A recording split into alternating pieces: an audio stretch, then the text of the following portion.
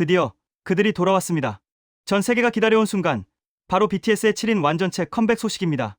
무려 3년 9개월이라는 긴 시간, 군 복무라는 대한민국 남성으로서의 의무를 모두 마치고 7명의 멤버가 다시 하나의 팀으로 뭉쳐 새 앨범과 월드 투어를 발표했습니다.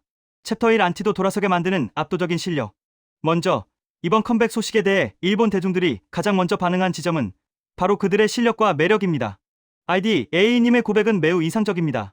안티 댓글이 많다는 건 그만큼 관심이 높다는 반증입니다. 저도 한때는 방탄이 싫었습니다. 하지만 퍼포먼스를 보고 충격을 받아 늪에 빠졌고 지금은 인생에 없어서는 안 될 존재가 되었습니다. 이 댓글은 현재 일본 내 BTS의 위치를 아주 정확하게 보여줍니다. 단순히 유행을 타는 아이돌이 아니라 실력으로 안티마저 팬으로 개종시키는 힘을 가졌다는 것이죠. B임 역시 비슷한 맥락에서 분석을 내놓았습니다. 세계 1위 미남이 2명이나 있다. 처음엔 어디가? 라고 생각했지만 표정과 춤이 예술 레벨이다. 특히 ON 뮤직비디오를 보고 판단해라. 개인적으로 기무라 타쿠야를 좋아하지만 그조차 놀랄만한 미남들이다. 일본의 국민 스타인 기무라 타쿠야까지 언급하며 비교한다는 것은 BTS의 비주얼과 퍼포먼스가 일본 대중문화의 기준점마저 흔들고 있다는 뜻입니다. 단순히 잘생긴 것을 넘어 RM의 작사, 능력과 멤버들의 독창성이 다른 그룹과 차별화된다는 점을 인정하고 있는 것이죠. 이는 BTS가 아이돌이라는 장르를 넘어 아티스트로서 일본 대중에게 각인되었음을 시사합니다. 챕터 2 여전히 존재하는 그림자, 반일 프레임과 냉수. 하지만 빛이 강하면 그림자도 짙은 법일까요? 야후 재팬 특유의 보수적이고 냉소적인 반응 또한 무시할 수 없는 비중을 차지하고 있습니다. 아이디 스타코멘트님은 이렇게 지적합니다. 일본과 미국에서 데이트한 그룹이라 팬들은 기대하겠지만 반일 티셔츠나 타 여성 그룹 문제 등으로 찬반향론이 소용돌이치고 있다. 3년 9개월이 지났지만 과거 지민의 티셔츠 논란 등 정치적, 역사적 이슈는 일본 내 일부 여론에게 여전히 현재 진행형입니다. 아이디 C님은 더욱 직설적입니다. 도대체 이게 왜 톱뉴스인가? 맹목적인 팬들이 너무 많다. 활동 중지했다고 과거의 일이 상쇄되진 않는다. 팬들끼리만 즐겨라. 마지막에 반전으로 나도 아미 사실 기뻐서 운다라는 드립을 치긴 했지만 앞부분의 날 선 비판은 일본 내 일반 대중런 팬들이 느끼는 피로감을 대변합니다. 왜 한국 아이돌의 컴백이 일본 포털의 메인을 장식해야 하는가? 라는 반감이죠. 여기에 아이디 D임은 댓글창에 기이한 현상을 꼬집습니다. 보통은 좋아요가 많으면 싫어요는 적은데 이렇게 부정적인 반응은 버튼이 많은 건 비정상적이다. 이건 BTS가 그만큼 세계적인 그룹이라는 사실에 대한 반작용일 것이다. 즉, 인정하기 싫지만 인정할 수밖에 없는 BTS의 영향력에 대해 일부 넷 우익들이 좌표를 찍고 조직적으로 비공감 버튼을 누르는 현상을 지적한 것입니다. 이는 역설적으로 BTS가 일본 사회에서 얼마나 거대한 담론의 중심에 서 있는지를 보여줍니다. 챕터 3 팬덤 문화와 저작권, 그리고 일본 언론의 태도, 팬덤 내부의 자정작용을 요구하는 목소리도 눈에 띕니다. 앞서 언급한 이임은 직필 편지를 공개하지 마라. 유료 콘텐츠 무단 사용은 저작권 침해다라며 언론과 일부 팬들의 무분별한 콘텐츠 소비를 경계했습니다. 이는 BTS 팬덤인 아미가 단순히 열광만 하는 집단이 아니라 아티스트의 권리를 보호하려는 성숙한 문화를 가지고 있음을 보여주는 대목입니다. 반면 IDF님은 일본 언론의 태도를 강하게 비판합니다. 댓글을 보면 조직력이라는 단어가 떠오른다. 세계에서 통하지 않는 논리가 왜 일본에서만 통하는가? 일본 언론이 재구시를 못하니 얕보이는 것이다. 이는 BTS를 다루는 일본 미디어의 태도가 지나치게 가십 위주이거나 혹은 반대로 혐한 정서의 편승에 본질을 흐리고 있다는 자국 언론에 대한 비판으로 해석됩니다. 세계적인 스탠다드와 갈라파고스화된 일본 내 여론 사이의 괴리감을 일본인들 스스로도 느끼고 있다는 증거겠죠. 군 공백기, 그 이후 소년에서 어른으로. 이번 컴백이 갖는 가장 큰 의미는 무엇일까요?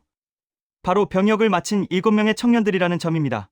이에 대한 일본 네티즌들의 분석은 놀라울 정도로 철학적이고 깊이가 있습니다. IDG임의 댓글은 이번 분석의 하이라이트라고 할 수 있습니다.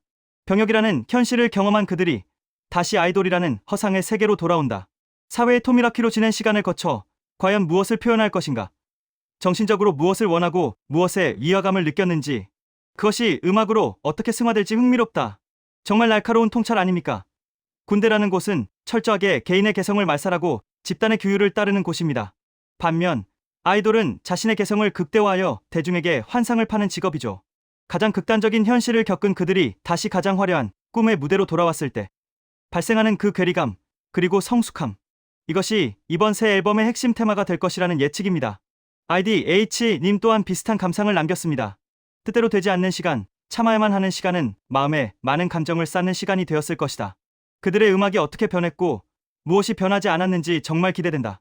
일본인들에게는 생소한 징병제라는 시스템, 하지만 그들은 BTS가 그 억압의 시간을 견디며 내면에 축적했을 폭발적인 에너지와 예술적 영감에 주목하고 있습니다.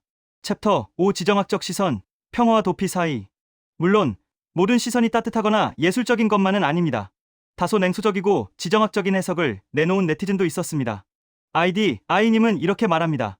BTS가 병역을 가든 말든 결국 바뀌는 건 없다. 북한과 대치하기 위한 병역이 아니라 중국이나 러시아로부터 도피하기 위한 병역 아닌가? 이는 한국의 안보 상황을 매우 냉소적으로 혹은 비관적으로 바라보는 시각입니다. 한국의 징병제를 단순히 국방의 의무가 아닌 강대국 사이에 알려 다툼 속에서 희생되는 개인들의 도피처로 해석하는 독특한 시각이죠. 하지만 이런 냉소적인 시선조차도 역설적으로 BTS라는 그룹이 짊어지고 있던 국가대표급의 무게감을 보여줍니다. 그들은 단순히 노래하는 소년들이 아니라 동아시아의 복잡한 정세 속에서 한국이라는 나라를 대표하는 상징이었기 때문입니다. BTS의 제2막, 우리는 무엇을 보게 될까? 자, 이제 정리를 해보겠습니다. 일본 반응은 그야말로 용광로와 같습니다. 3년 9개월을 기다린 팬들의 절절한 그리움, 여전히 그들을 깎아내리려는 세력의 질투와 견제, 그리고 소년에서 남자가 되어 돌아온 아티스트의 내면을 궁금해하는 철학적인 호기심. 이 모든 것이 뒤섞여 있습니다. 확실한 것은 하나입니다. 그 누구도 BTS의 컴백을 무시할 수 없다는 사실입니다. 부정적인 댓글이 비정상적으로 많다는 것은 그만큼 그들의 영향력이 일본 사회 전반을 뒤흔들고 있다는 방증입니다. 싫어하는 사람 좌클릭하게 만드는 힘, 그것이 바로 슈퍼스타의 조건 아닐까요? 한 유저는 지금의 BTS가 있는 건 팬들의 응원 덕분이라며 앞으로의 활약을 멤버 전원이 움켜쥐길 바란다고 응원했습니다. 이제 7명의 멤버는 군대라는 현실의 터널을 통과했습니다. 그 터널 끝에서 그들이 가져온 음악은 과거의 영광을 재현하는 것이 아니라 완전히 새로운 차원의 이야기가 될 것입니다.